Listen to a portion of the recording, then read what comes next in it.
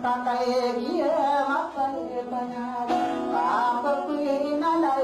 Patan sunay gitay naway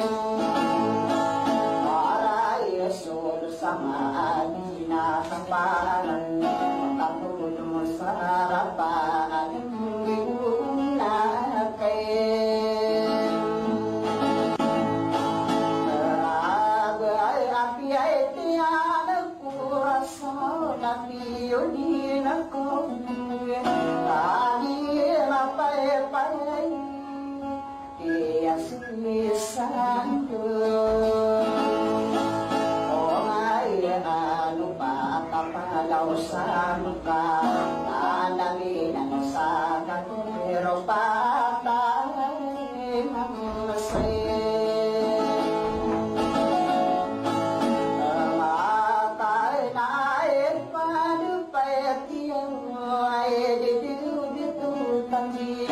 anak mo nakagidong kang panginahiregi Edeng ko wapito hayaakan agri sa dunia mga akating besar sa sandiwaan niya na kaya ng may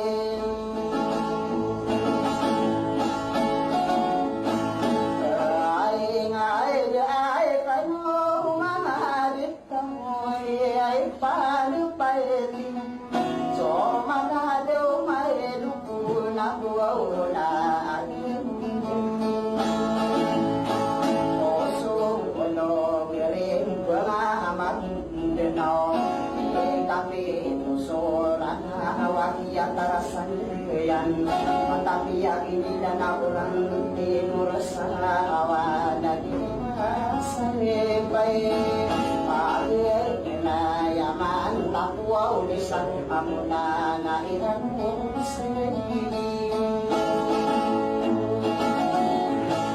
limang tao na ipalupati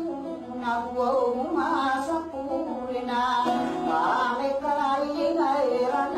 ang kaya apalita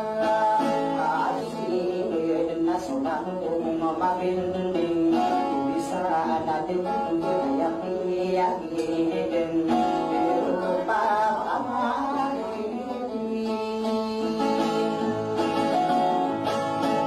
aray di me pangiray ng napapalitin yaya kay sa uli ka Bukanero patay be aliganta na rito kainuneng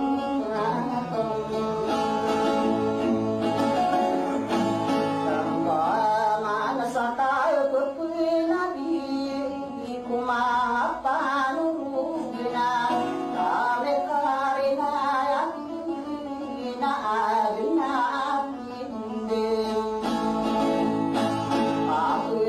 Tara sa puno ang ulo na iningaran sa sapulong ang utitong anong dadang sirat sa puno ko na ang naman na uputinay ang tao ay unday dinang na ay saniyan sa una sa puno ang wawin mga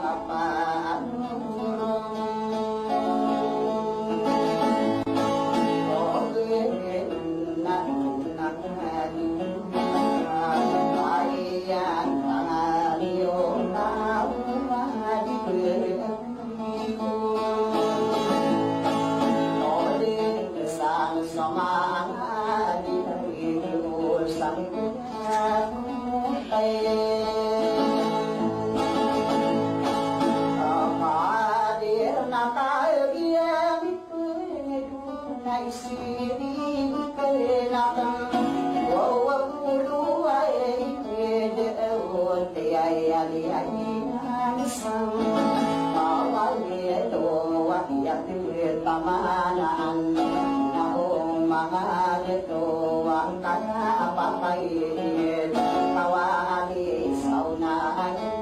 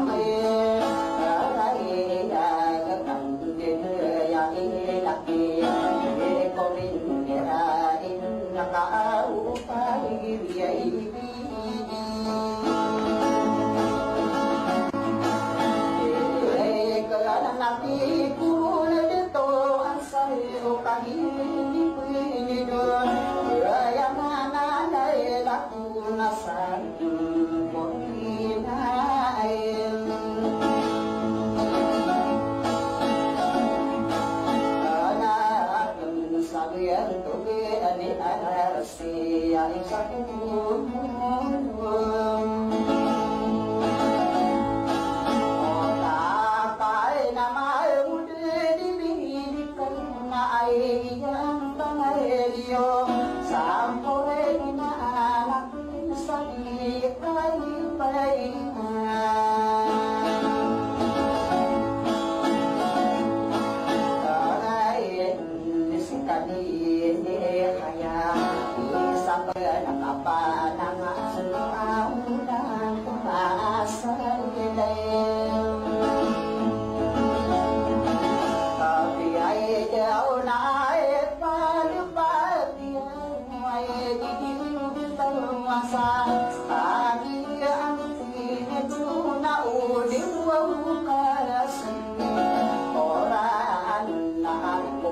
sepatu neraka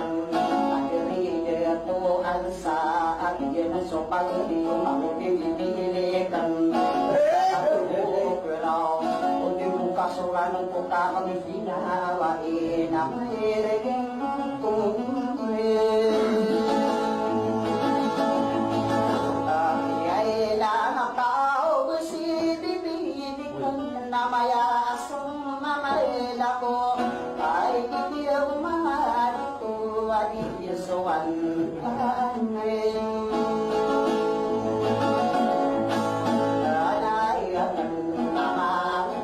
sa mo kao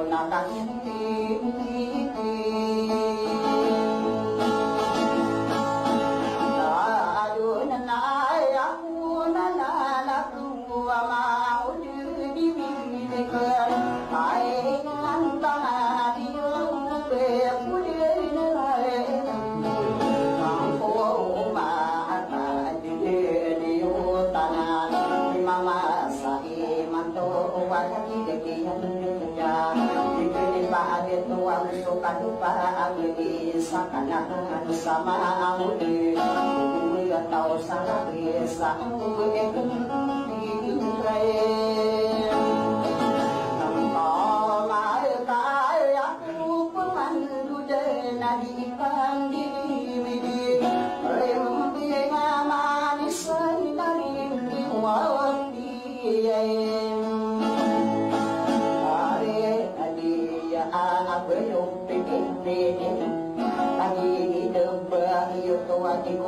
sambil pindah bertiup di tanah air panggil paterka bertiup di tanawan besok dipilih kenalan tumasana lagi dulu uang air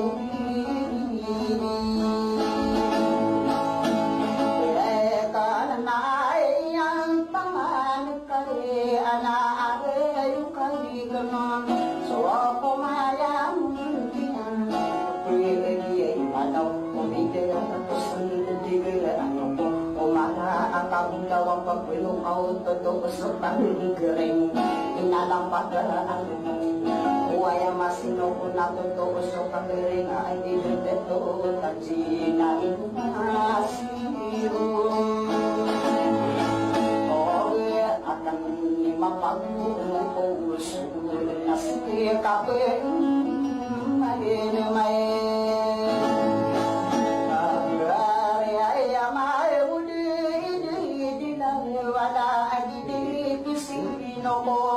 iparin dia anak berdiri anda bentaki yang kau beriu minta bakorong pemondo tendang dari lima paru mangun dari dedana untuk kaki dengan memangun diri dengan nakaan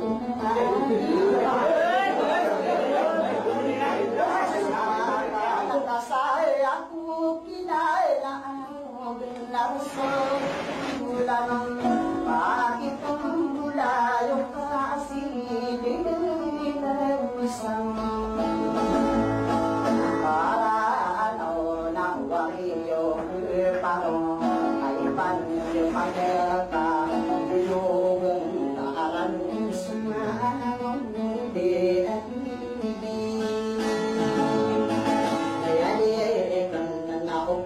berbidara berkanan lagi nama berkatan dengan air kubu minta nawan soling berbisa adegi nasib bisa dan tegak engkau kapal ini mani aku di tamu